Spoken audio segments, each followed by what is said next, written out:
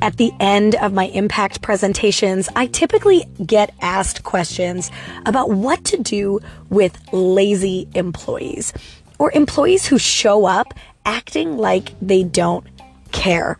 I similarly get asked by teachers how to assist students who are completely unmotivated. And I will tell you, my answer to both of those questions is the same.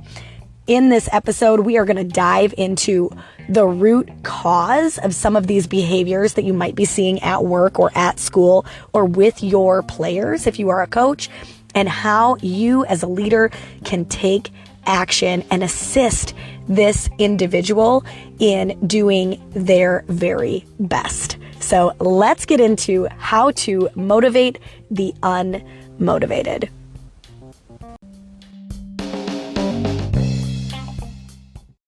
Welcome to episode 29 of the What If It Works podcast. And today we are talking all about how to motivate the unmotivated. This is an episode that I am so passionate about because 20 years ago, I needed this episode. I needed someone teaching me how to notice the signs of people behaving unmotivated so that I could step into my leadership role and really help them see a different potential for themselves. And so this episode is dedicated to new teacher, Miss Litchfield, in 2005 as she was stepping into her classroom. Now, whether you are a teacher yourself or you are an employee, a boss, a leader of any kind, I know that you have worked with people who come off that they are lazy or unmotivated to try hard and work hard and exceed. And so today we're going to talk all about recognizing the signs and learning what could be causing someone to disengage or feel unmotivated, or that they just don't care about their work or their place on your team. And then what are some steps you can take as a leader? Now, I will preface this episode by saying your employees are not just going to wake up tomorrow and be like, you know what? Today's the day. Today's the day I am going to show up to work energized, motivated to do my best, and I am going to care about the attention to detail I put in my work today. That is probably not likely. And so in this episode, you are going to learn the action steps that can pull that purpose and that value out of someone so that they can truly show up as their true potential. But it starts with you. So I hope that as you listen and as you think through the situations that maybe your employees or your students might be going through, that you can understand that root cause a little bit more and then be fueled and confident on the actions to take to help them gain momentum, feel a little bit of success, and therefore get motivated. Now, if you found yourself just now saying, I don't even know if I want to listen to this because my actions don't make a difference, I need you to listen to me for 1 minute. If you are feeling that as a leader, you cannot create change, you cannot transform the culture around you, there is a way for you to feel inspired and confident that the actions you take produce positive results. There is a Lead with Impact cohort coming where you get to bring your own personal leadership to the table, to the cohort, dissect it during the Investigate module, and then learn the strategies for you to take action and confidently lead others. You are going to walk away from the cohort feeling prepared to walk into meetings and have tough conversations because of the skills that you will learn in the cohort. Now, the cohort does not launch until February 19th, but you can go learn more about the cohort at www.anvote.com/lead-with-impact. On that page, you'll find the dates, you'll find the amount of time that is involved in the cohort, and a little bit about the content. You'll be able to hear what other people have had to say about the material and what they got out of it. It is an incredible opportunity for you to sharpen your leadership and communication skills. And I will tell you, just last week, I had a phone call from someone who asked me to come speak at her bank, and she took my Lead with Impact course last spring. And in the request that she asked me to come speak, she said, "To this day, I have lived by 3 of the impact principles, and I even got promoted this summer. And now I am leading leaders." So when I tell you that you will feel excited to walk into work, you will see movement out of your people, and you will grow and shift your workplace culture for the better. I am not lying to you. Get in there, check it out. Email me with questions, impact@anvote.com. It launches on February 19th, but the first cohort email comes out for you the first week of March, and it is only in the month of March. So we go in, we go deep, and we do it quickly in the 4 weeks of March. It could be life-changing for you. I mean it. Sharpen those skills, show up in a way that you put your best foot forward, and watch the results shift around you.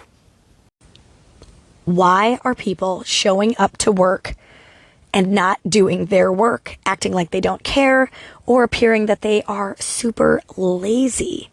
What might be the reason that they are doing this? Let's look at a couple different root causes of employees showing up as if they don't care or they're unmotivated. Number 1, you might be noticing that they have no work ethic, or it appears that they have no drive. Now, what are some things that could cause this? Number 1, this could be a learned behavior. This could be a learned behavior. Now, hear me out. What does that mean? It means that in their lifetime, they were not pushed to do their best. They showed up, they did the bare minimum, and they got rewarded for that bare minimum. And now they are walking into your place of work or walking into your classroom, and they are giving you the bare minimum. And so what can we do?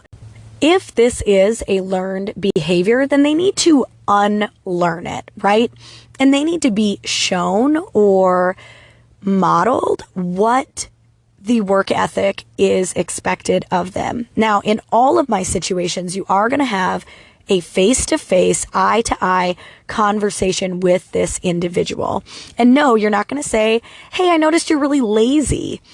Instead, you might say something like, "Hey, I noticed in the morning it takes you 30 minutes to get started, and I'm wondering if we can have a conversation about that. If you get going right at 8 a.m., you're going to be able to get more of your work done and hit your quota for the day," right? This person might need a role model, and that might have to be you. How are you showing up, and how are you showing hard work and a positive work ethic, right? So think about yourself as a leader, and make sure to have a conversation with this individual about what they can be doing so that they know what is expected of them, and they can be more clear on that so that they are more able to take action. Something I train on very often is that people who are unclear are hesitant to act. People who are hesitant to act are slow to make momentum or create momentum. And so we need to make sure that they are very clear in what is expected of them, that we believe they can meet this mark, and we role model it for them so that they see the evidence that they can do the work you are suggesting. Now, let's talk about another situation. I'm going to use the example of the Karate Kid on this one. If you have not seen the Karate Kid from the 80s, I am so sorry. But in the movie, the Karate Kid is asked to paint an entire fence of Mr. Miyagi's. And then he is asked to sand an entire deck floor. And then he is asked to paint the car, wax the car. And you can tell that by the end of all these tasks, he is feeling unmotivated and he just doesn't care anymore. And I think he even says that to Mr. Miyagi, like, why am I even doing this? I don't even care. And then Mr. Miyagi says, show me, paint the fence. And as he's showing him the motions of painting the fence, Mr. Miyagi is showing him that he actually got stronger in those actions and gained those muscles that he can then do the moves to block the punches that Mr. Miyagi was showing. And when he says, sand the floor, show me how you sand the floor, it's another move that Mr. Miyagi is going to do for him. And the Karate Kid is blocking those moves because of those skills he learned. Yes, it taught him a very important lesson, right? But it had him very unmotivated. And so how can we use this analogy when we think about our students, when we think about our employees? If they don't know why they're doing something, they have a complete lack of purpose. They don't even know why they're doing this anymore. I see this in a lot of people who are bored with their jobs and feeling like they want to quit. And in conversations with me, they'll say, like, I just don't even think it's worth it. And so there is the key for you to hear. If you hear someone talking about, it's not worth my time or it's not worth me doing it, it's that they do not see purpose in their work, or they don't see how the work they are doing fits into the bigger picture. And so really the action step there is to get clear with them why they're doing a specific task or why it's important to do a task in a certain way. So again, we're giving them clarity, but we're also giving them purpose and a bigger version than what they see in front of them, right? Take any sort of assembly line, and if you took a worker out of that assembly line, the end product would not be the same because you would not have that one worker and the skill that they bring to that assembly line or the task that they do in that assembly line. And so therefore, we need to help that assembly line worker understand they fit into a bigger picture. Now, if you are at a bank, your sales clerk, your teller, is part of a bigger picture. But they may not feel that way. They may think, I just stand here and wait for people to come put money in or take money out. That's my only job. And that I don't care about. But when they understand that they are helping families save money for their future, or they are helping that woman get out of a situation by being that smiling face as they are being helped at the bank, right? And so help them understand their purpose in the bigger picture. Another reason you might see people acting lazy or that they don't care, it might actually be a cover-up. They might be covering up that they are not confident in their work. And so in order not to be bothered or not to be given important tasks, they lay low, they appear like they don't care, or they appear that they don't have the energy or the drive to get something done. And so I am going to call this root cause lack of confidence. Now, if you are a classroom teacher and you are listening to this, I need you to understand that this may show up as sleeping in class. This may show up as doodling on the assignment instead of completing the assignment. This also might show up as talking in a group project instead of doing the work. When people are not confident, they deflect, right? They find ways to avoid the work. And so this is where you'll see people sleeping. You will see students disengage. You will see students talking because they're confident in those actions. They are not confident that they can do well on your assignment or in your class. And those of you who see this at work, this lack of confidence, you might see this out of the younger generation. And so they take their time, they work slowly because they're just not confident in what they are doing. And now, what is the number one way to increase confidence? It is to give compliments. It is to go over and make sure they understand that their work is done well. If it is, do not lie. That is not what I'm saying.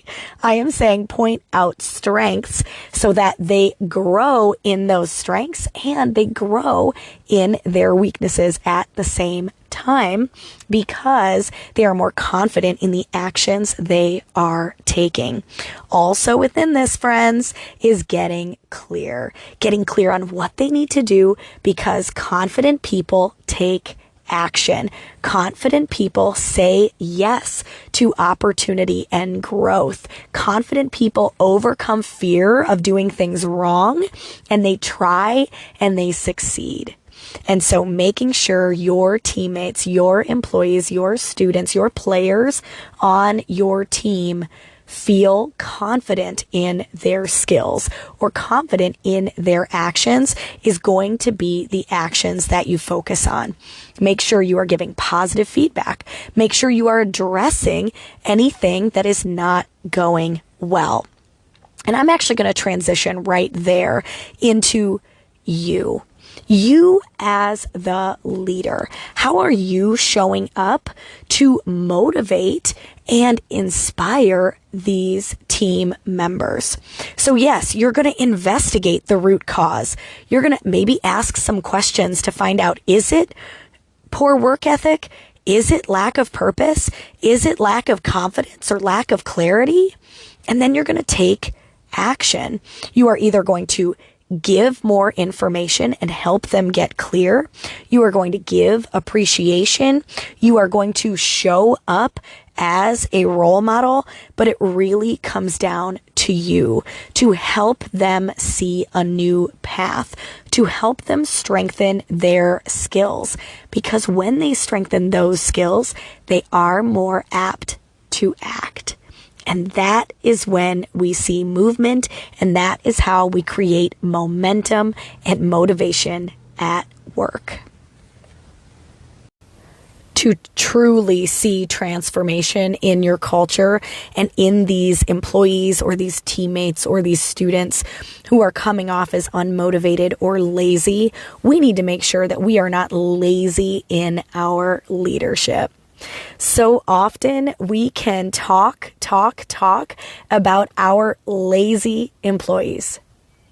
But what are we doing when we see those behaviors? When we see them taking extra breaks? When we see them doing a task super slowly? What are we doing as leaders? Are we stepping in? Are we asking questions? Are we being curious about why behaviors are happening? Or are we watching and getting frustrated? When those questions come up at my workshops, what do I do about lazy employees? I usually start by asking questions to the leader about their leadership. And I'll say, what do you do when you see a lazy behavior? And they're like, oh, Anne, it happens all the time. If I addressed them every time, then that's all I would do all day. Okay. Then that's all we're going to do for one entire day is step in, be a role model, ask questions, show them what they need to be doing and why it matters, and step in and step up. You will only have to do this for a short amount of time before they realize she means business. He means business. He is stepping up and having a conversation with me because he has high expectations. And lazy leaders do not have high expectations. Lazy leaders become victims of their employees' lack of confidence. They become victims of their employees' lack of engagement, instead of being the light to the fire, to inspire and motivate and empower. And that's who I want you showing up for. I want you to think about the most inspiring boss you ever had. Did you go to work and act in this way that these other employees are acting? Absolutely not. Now, by the way, I don't want anyone getting offended. If you have lazy employees, I am not saying this is your doing. I am not saying that. What I am saying is the moment you see behavior that is not productive and efficient and effective, you are going to have a conversation, because our expectations are set on productivity, efficiency, and effectiveness, and helping people grow and learn as well. And so the moment you see these behaviors, if you are not helping them see a better version of themselves, and you are not helping them become motivated, and you are not helping them become elevated in their leadership, then yes, that shows me that we have some work to do. And that's okay. We are all here to learn and grow, but we are not victims. When we are leaders, we see things, we address it, we are confident in our skills, and we are supportive in our words and our actions. And let me tell you, what if you show up to work as the leader you know that you can be, and you already have the skills inside you to do this, and you show up confidently, and you show up as that role model, and you ask questions and get curious about specific behaviors, and you set the bar high? What if it works?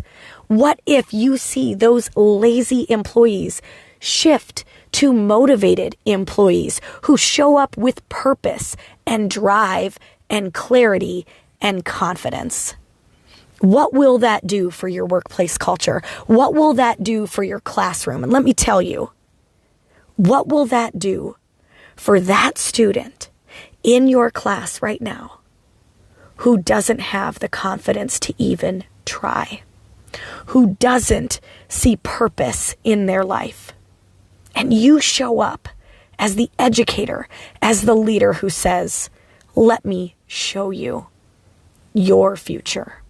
Let me tell you about where you are going in life. And let me grow your confidence so that you can take on any challenge you seek in the future. What if that works? What if you shift an entire student's trajectory because you show them who they can be, and you support them, and you appreciate them, and you help them grow in their strengths and get better at their weaknesses? That's what leaders do. And that's what you can do, even for that 45-year-old employee. Don't count them out. We are all out here learning and growing, myself included.